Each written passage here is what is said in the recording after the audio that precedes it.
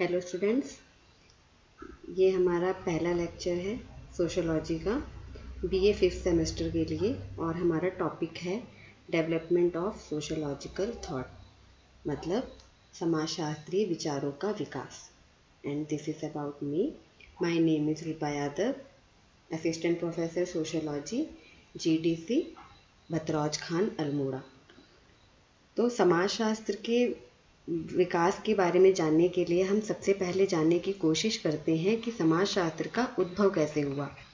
तो समाजशास्त्र के उद्भव के लिए यूरोप की 18वीं शताब्दी की सामाजिक, आर्थिक, राजनैतिक और बौद्धिक परिस्थितियों ने महत्वपूर्ण योगदान दिया। और ये परिस्थितियाँ क्या थीं? सबसे पहले तो फ्रांस की क्रांति हुई।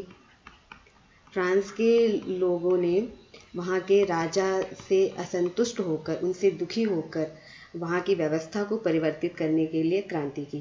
किसी भी व्यवस्था में परिवर्तन के लिए क्रांति का महत्वपूर्ण योगदान होता है। जब हम किसी व्यवस्था से असंतुष्ट होते हैं तो उसे परिवर्तन करने की कोशिश करते हैं, जिससे वहाँ के शासक चेंज हुए और जो राजतांत्रिक व्यवस्था थी वहाँ पर उसका स्थान लोकतांत्रिक व्यवस्था ने ले लिया।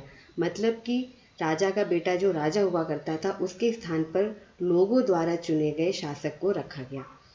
और उसके बाद जो परिस्थिति थी वो थी वहाँ पर कारखानों पर आधारित अर्थव्यवस्था की शुरुआत हो गई। कारखानों पर आधारित अर्थव्यवस्था।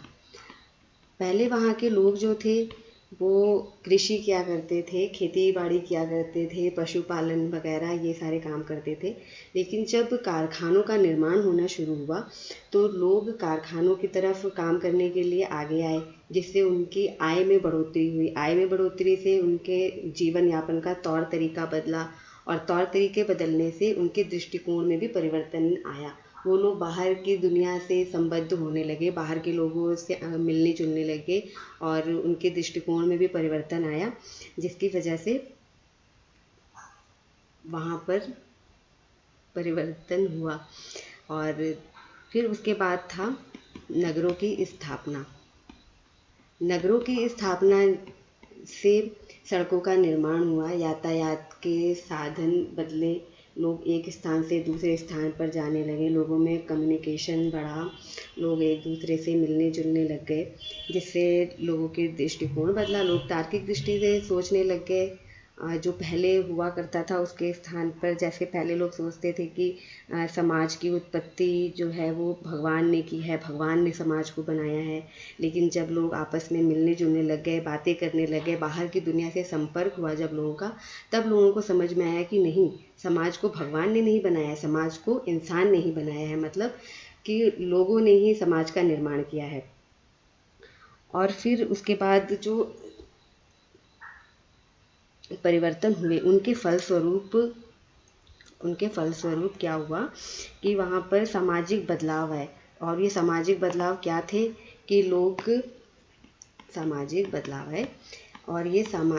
बदलाव थे कि लोग पहले जो दमनात्मक शक्ति में विश्वास करते थे, जो दमन को झेल जाते थे, वो लोग अब स्वतंत्रता, समानता और बंधुत्व के बारे में सोचने लग गए। इसके विचार बढ़ने लग गए और जो राजतांत्रिक व्यवस्था थी उसकी जगह लोकतांत्रिक व्यवस्था ने ले ली। और समाज की उत्पत्ति के दैवीय सिद्धांत की जगह लोग अब इसको मानवीय प्रयत्नों का परिणाम मानने लग गए। ये सारे परिवर्तन होने लग गए।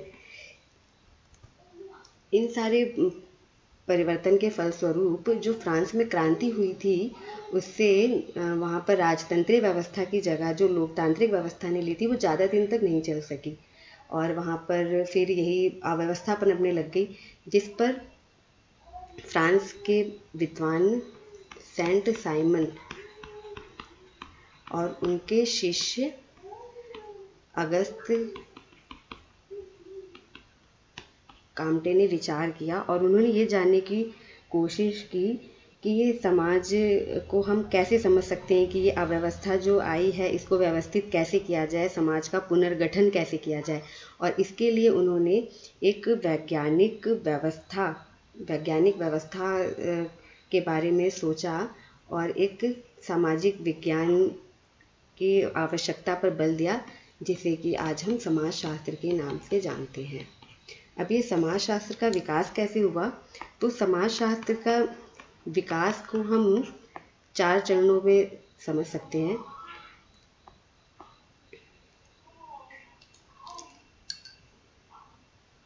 प्रथम चरण जो था वो था 400 से 300 ईसा पूर्व का। इस समय प्लेटो और अरस्तु नाम के विद्वान थे। प्लेटो ने रिपब्लिक नाम की बुक लिखी थी और अरस्तु ने एथिक्स एंड पॉलिटिक्स नाम की बुक लिखी थी। इस बुक्स में उन्होंने समाज को समझने के लिए दार्शनिक दृष्टिकोण का प्रयोग किया। मतलब समाज के बारे में विचार तो शुरू हो गया था, लेकिन उसे दार्शनिक दृष्टिकोण से समझा जाता था। फिर जो सेकंड स्टेज थी, सेकंड स्टेज को हम 6वीं शताब्दी से 14वीं शताब्दी तक मान सकते हैं।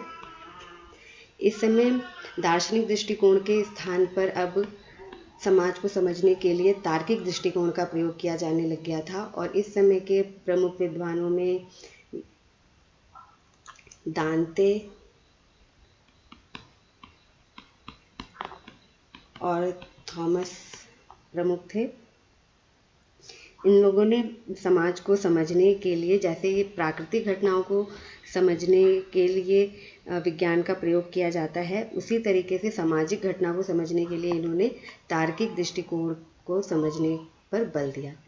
और जो तीसरी अवस्था थी हमारी, उसे 15वीं शताब्दी से माना जाता है।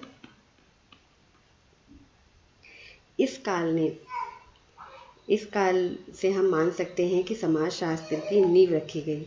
इस काल में समाजशास्त्र की नींव रखी गई। इस समय के विद्वानों ने समाज को समझने के लिए वैज्ञानिक विधि के प्रयोग को बल दिया। और इसी समय हॉब्स, लॉक और रूसो का सामाजिक समझौते का सिद्धांत आया।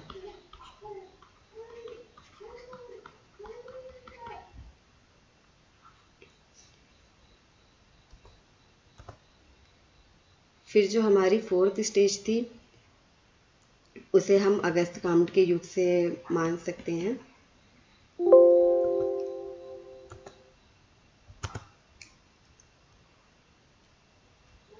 इसे हम अगस्त काम्ट के युग से मान सकते हैं 4th स्टेज को हम।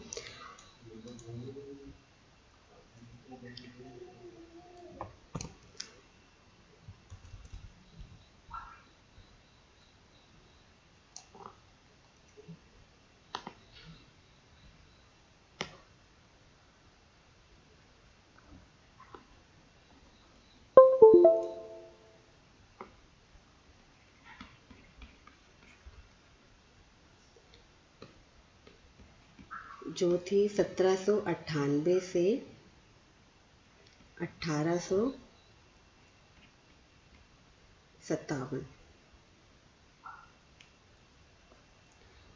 और यही समाजशास्त्र के वैज्ञानिक विकास की वास्तविक अवस्था थी। जो अगस्त काम्ट के गुरु थे सेंट साइमन, वो समाज के अध्ययन को एक भौतिक विज्ञान की तरह ही उसका अध्ययन करना चाहते थे और इसके लिए वो विज्ञान बनाना चाहते थे। और इन्हीं विचारों को मूर्त रूप देने के लिए अगस्त काम्ट ने एक नया विज्ञान बनाया, जिसे उन्होंने सामाजिक भौतिकी का नाम दिया।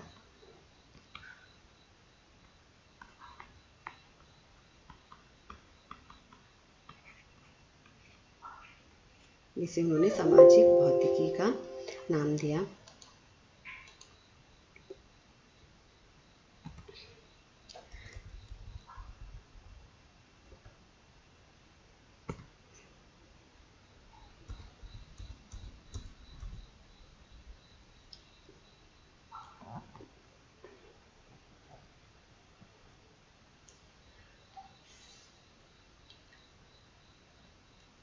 अब तक के जो भी विद्वान थे समाजशास्त्र के, वो समाजशास्त्र को एक वैज्ञानिक दृष्टिकोण से समझने का प्रयास करते थे। मतलब कि वो समाजशास्त्र को जानने के लिए वैज्ञानिक विधि के प्रयोग पर बल देते थे।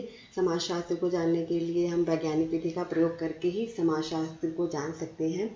और इन सारे विद्वानों को पॉजिटिविस्ट के नाम से जाना गया। और एक विद्वानों की एक अलग शाखा थी जो विज्ञान पर बल नहीं देते थे, और इन्हें नॉन पॉजिटिविस्ट के नाम से जाना गया। इन दोनों के बारे में हम आगे कभी पढ़ेंगे। तो फाइनली अगस्त कॉम्ट ने समाजशास्त्र को जो सामाजिक भौतिकी का नाम दिया था, 1838 में उसे समाजशास्त्र का नाम दिया गया, जैसे कि आज हम पढ़ रहे हैं। फाइनली 1838 में समाजशास्त्र आया और इसे आज विश्व के सभी कॉलेज में, यूनिवर्सिटी में, सभी जगह पढ़ाया जाता है। तो यहाँ पर हम जानते हैं कि समाजशास्त्र का उद्भव कैसे हुआ और समाजशास्त्र का विकास कैसे हुआ। समाजशास्त्र दार्शनिक दृष्टिकोण से तार्किक दृष्टिकोण की तरफ कैसे बढ़ा और तार्किक दृष्टिकोण से वो वैज्ञानिक विधि की तरफ कैसे बढ़ा। तो हम यहाँ पर अपना लेक्चर ख़त्म करते हैं, फिर हम आगे के लेक्चर के बारे में हम कल पढ़ेंगे, कल बताएंगे। Okay, bye.